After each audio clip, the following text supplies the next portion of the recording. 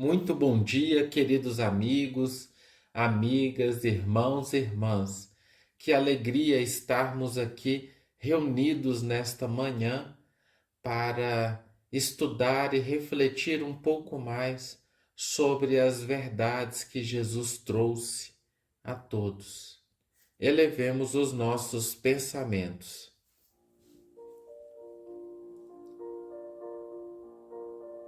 Vamos tranquilizando os nossos pensamentos, deixando de lado as preocupações, as aflições. Vamos nos conectando a regiões sublimes de paz. Vamos sentindo as emanações vibratórias das equipes que nos acompanham, nos envolvendo, pacificando a nossa mente, o nosso coração. Vamos permitindo que esses eflúvios de paz comecem a envolver todo o nosso ser.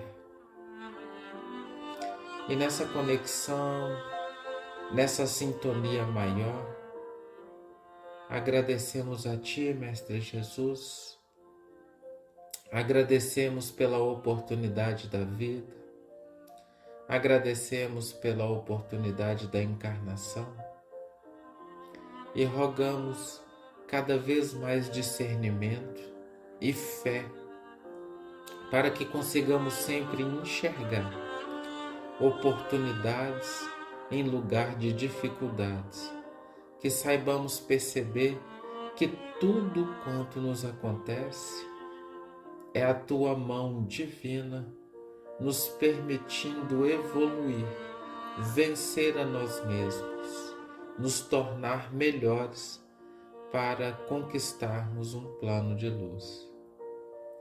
Rogamos o Teu amparo para o início dessas atividades dessa manhã e que a Tua vontade seja feita em nossas vidas e em nossos corações. Que assim seja.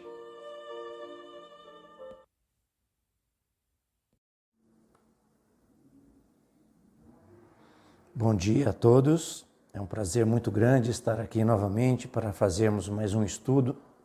Nós estamos fazendo um estudo do capítulo 6 do Evangelho segundo o Espiritismo e hoje o nosso tópico selecionado vai abordar o tema O Consolador Prometido. Eu vou fazer uma leitura rápida do início do tópico para que a gente possa se situar nessa passagem do Evangelho, nas palavras de Jesus, segundo o Evangelho de João, capítulo 14, itens 15 a 26.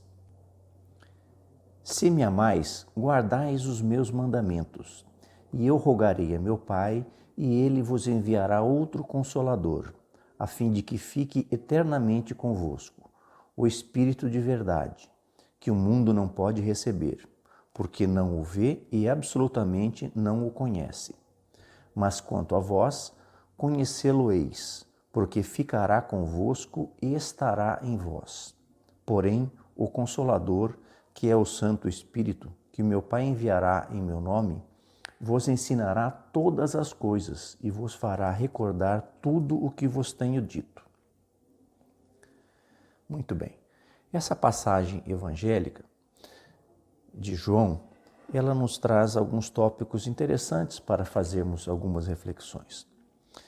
A primeira coisa que eu gostaria de colocar neste estudo é que tenhamos uma compreensão um pouco mais ampla de que é uma passagem evangélica que está nos evangelhos de todas as religiões cristãs.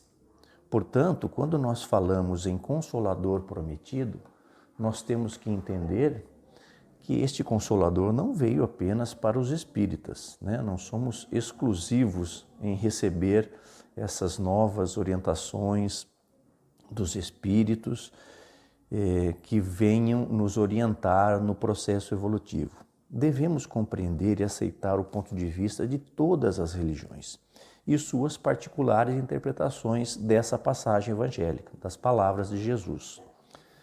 Porque não seria concebível nem lógico nós entendermos que essa mensagem viria apenas para um grupo restrito de pessoas, de espíritos, e que ela não tivesse uma amplitude, né, a ponto de atingir todos os espíritos aqui encarnados, que na realidade, como nós vamos ver um pouco mais adiante no estudo, né, todas as religiões têm um caminho comum, um senso moral comum que as une, né, e isso é muito importante para a nossa compreensão fraterna, né, de evolução dentro do mundo em que vivemos.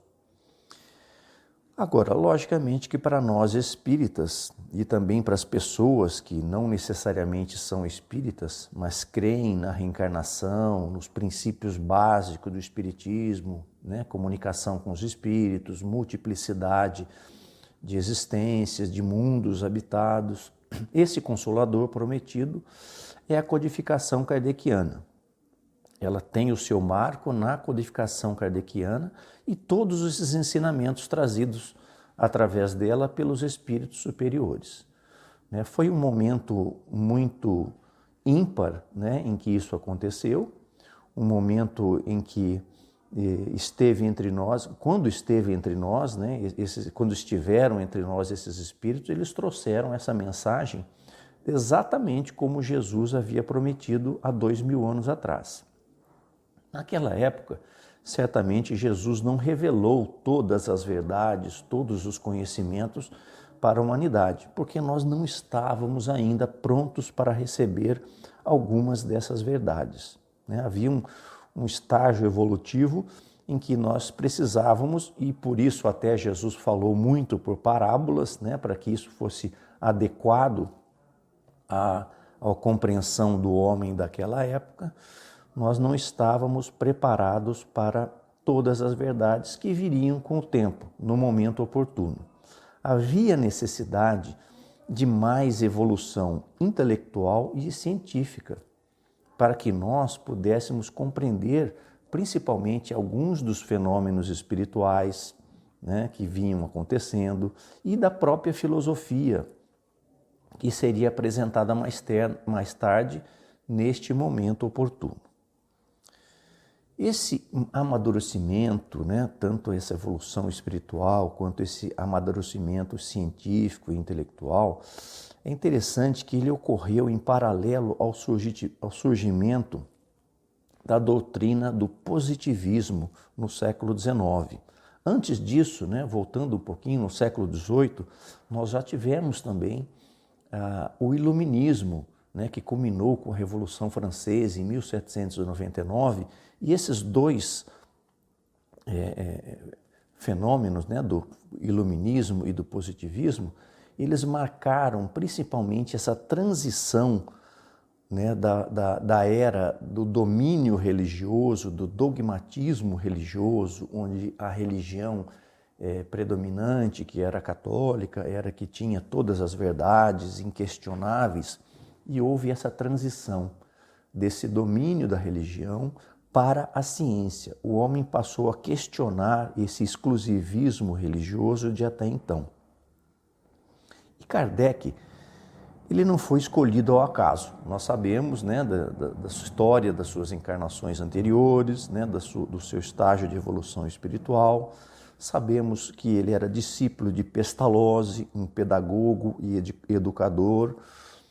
Era admirador desse positivismo de Auguste Comte, né? Comte foi considerado o primeiro filósofo da ciência no sentido moderno, ou seja, Kardec era um espírito e era um intelectual devidamente preparado e escolhido para a missão de codificar essa comunicação dos espíritos. Era chegado o momento na humanidade de trazer essa mensagem, trazer essas informações de forma que pudéssemos, então, a partir daí, iniciar uma nova etapa da evolução, né, dos espíritos aqui na Terra. Então, vejamos bem, sempre como eu coloquei, essa é a nossa visão espírita. né, do Consolador prometido, né, da chegada da codificação espírita. Agora, infelizmente, para a ciência, né, e ao que parece, né, a ciência daquela época e até nos dias atuais, ela não deu a devida importância a esses fenômenos espirituais, acreditando tratar-se mais de um fanatismo religioso, algo dogmático, ou seja, a ciência ainda continua, desde aquela época e até hoje, contrapondo isso como sendo algo da imaginação humana, algo que é um fanatismo, como eu falei, e algo que a ciência tanto luta para superar, para tirar o homem desse domínio religioso. A realidade é que muitas vezes esse homem, né, que nós tratamos, que é o homem da ciência, o materialista, aquele que não tem a fé nos fenômenos, não tem a crença, não analisa com mais profundidade esses fenômenos religiosos, ele tende a resistir e a negar todos esses fenômenos, todas essas verdades, porque muitas vezes isso acaba expondo uma fragilidade, uma ignorância que ele possa possuir em explicar algo que nós sabemos que no ser humano nada mais é do que fruto do seu orgulho, da sua arrogância, algo que ainda domina o seu espírito, né? O nosso espírito neste estágio de evolução em que nos encontramos. Agora, nós falamos, e gostaria de reforçar aqui, que não é necessário que nós sejamos espíritas, né, para aceitar a revelação do Consolador prometido. Outras religiões também evoluem ao longo dos séculos, né? Não podemos imaginar que, por exemplo, nossa religião católica seja hoje a mesma que era na época da Inquisição, né? Então, em sua essência filosófica, essas religiões vão evoluindo ao longo dos séculos e vão também aceitando algumas novas teorias e com a própria evolução da humanidade, essa evolução vem fazendo com que essa mensagem do Consolador prometido seja levada a essas religiões também. E elas também venham transmitir aos seus seguidores, que são muitos, milhões, bilhões no nosso planeta, essa mensagem de esperança, essa mensagem de renovação, de restauração até dos conhecimentos que Jesus nos trouxe há 2000 anos. Restauração no sentido de buscar a sua essência mais profunda, né? Se nós voltarmos na mensagem de João, no Evangelho, nós vamos observar o seguinte, né? Olha lá, quando ele fala dessa maneira: o Espírito de verdade, que o mundo não pode receber, porque não o vê e absolutamente não o conhece. Ou seja, esse Espírito de verdade seria, né, na interpretação nossa dos espíritas, né, não apenas um indivíduo espiritual, mas toda a falange de espíritos superiores que nós não podemos ver com os nossos olhos materiais. E quando ele fala absolutamente não o conhece, é porque nós, seres humanos, ainda temos essa resistência em aceitar a continuidade da nossa existência após a vida material. Na maioria das vezes, as pessoas ainda têm essa tendência a negar a continuidade da vida após a vida material. Então, é isso que a mensagem de Jesus veio nos trazer. E quando ele fala, mas quanto a vós, né, ou seja, vós, aquele que acreditam, aqueles que têm essa fé, não apenas os espíritos, mas aqueles que têm a fé que a vida é algo além disso que vivemos aqui, quanto a vós, conhecê-lo-eis, né? Porque ficará convosco e estará em vós. Ou seja, nós somos essa essência, essa mesma essência do Espírito da verdade. É aquilo que Jesus disse nas suas palavras: vós sois deuses.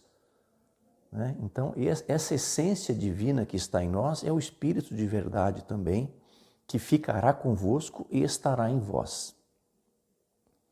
E vos ensinará todas as coisas. e vos fará recordar tudo o que vos tenho dito. Olha que interessante essa passagem, né? Porque Jesus já tinha essa concepção de que ao longo dos séculos, após a sua passagem material aqui conosco, ao longo dos séculos, o homem, ele deturparia e distorceria todos os seus conhecimentos de acordo com seus interesses, né? Então, o Consolador veio nesse sentido também, de recordar a essência dos seus ensinamentos, né? De tudo o que ele tinha dito. E por isso que nós vemos, para nós espíritas, reforçando sempre, no estudo dos evangelhos, sempre as instruções dos espíritos. Porque como Jesus falava em parábolas naquela época, até hoje para muitas pessoas, essas parábolas são bastante difíceis de compreender. Então os espíritos, quando nos transmitem essas mensagens, eles têm um espaço ali para transmitir também as instruções, as suas interpretações, para que isso possa ficar mais claro para nós.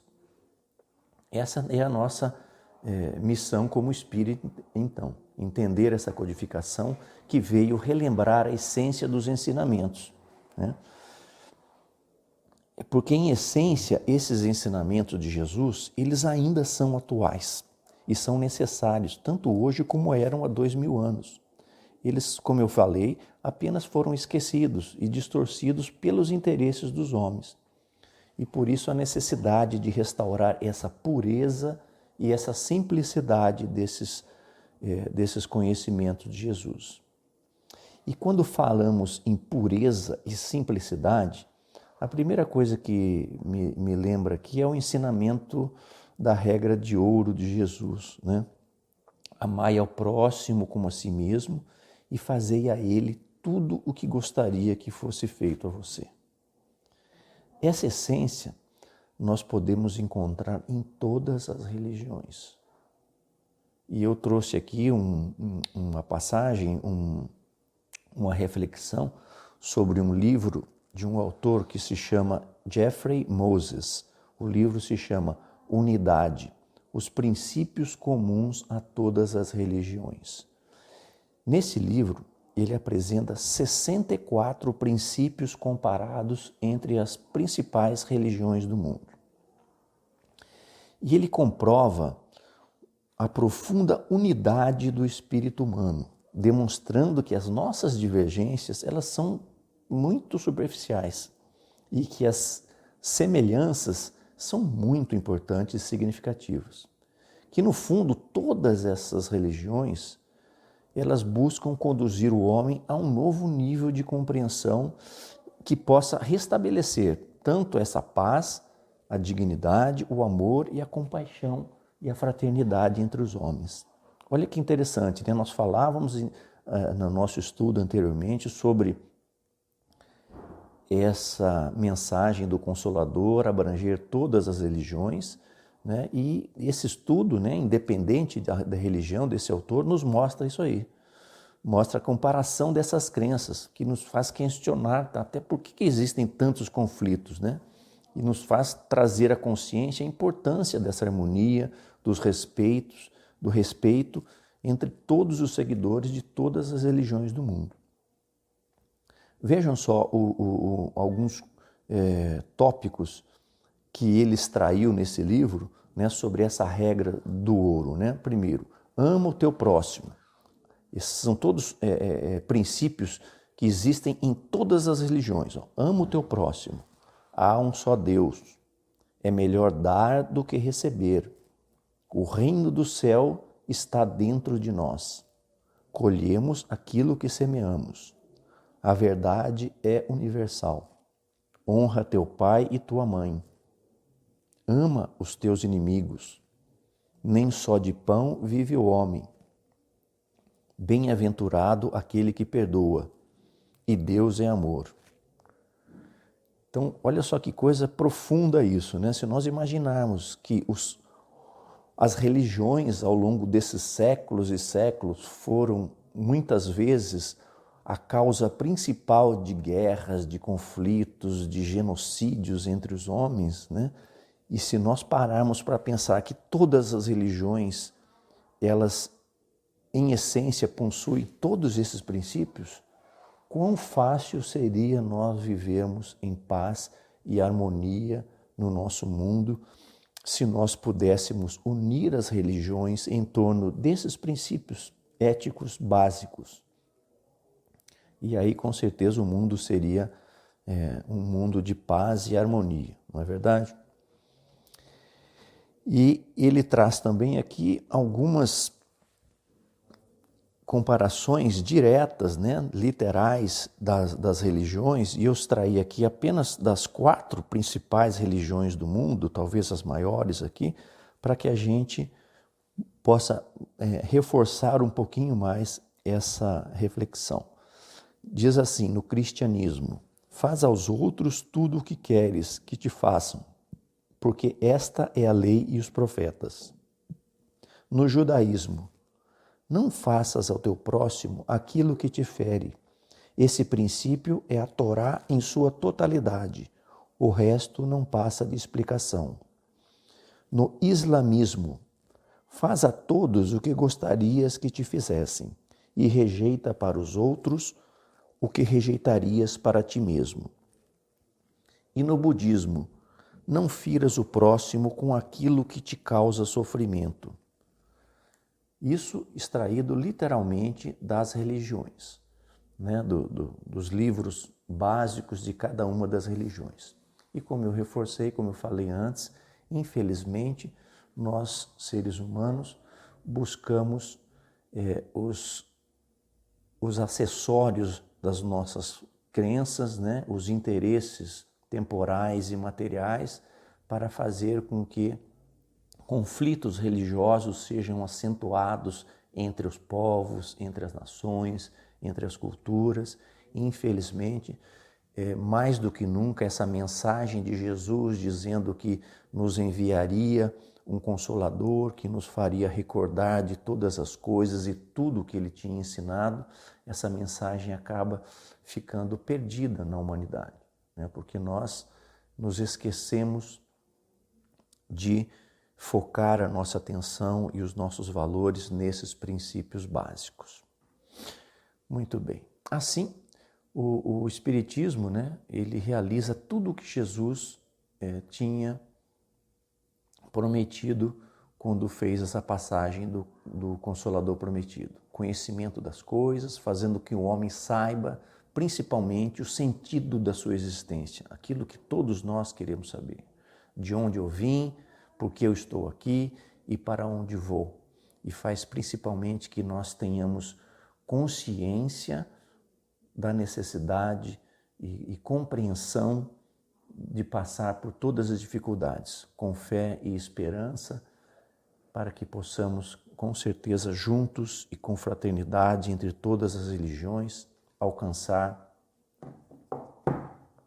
a evolução necessária para o nosso espírito. Vamos elevando o nosso pensamento, nos conectando a uma região de muita paz. Mestre querido Jesus, agradecemos por este estudo, agradecemos pelas palavras de amor que o Senhor trouxe a todos nós. Rogamos o amparo das equipes fraternas universais, rogamos o amparo das equipes de trabalho do irmão Gabriel, para que elas possam visitar cada lar que agora nos acompanha, fluidificando as águas, balsamizando os corações, trazendo força e coragem para as lutas redentoras e necessárias para o nosso resgate e iluminação. Amado Mestre querido, que possamos ter um final de semana de refazimento, um final de semana de crescimento, na construção de relacionamentos novos no amor, na serenidade, e que possamos nos refazer para recomeçar mais uma semana, mais uma jornada. Que seja feita a tua vontade em nossas vidas e em nossos corações. Que assim seja.